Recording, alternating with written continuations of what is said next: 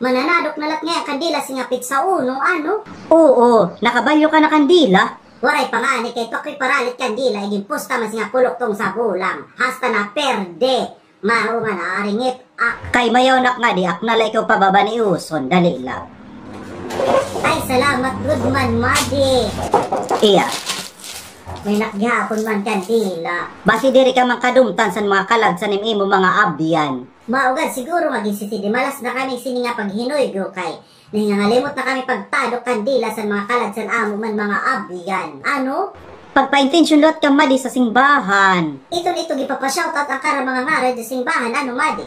Oo, mauna iton. Sakob-sakob naman lagad auton siya kay nagpaparapress man mga ngaran. Di man ginaapelyiduhan. Bisan pa kay sa shoutout sito ng taghalad nga mayon apelyido. Aw kay hala.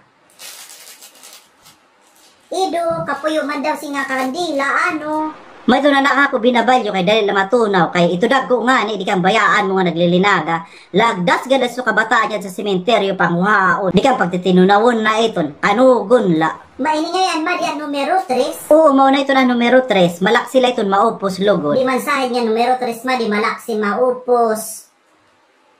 Kay, Di man naupos lain ito numero 3 ni Padi Boruto. Ay, nabuot ka humabol sa tugi papashoutout nga ran sa mga kalagkalag. sorry, Madi.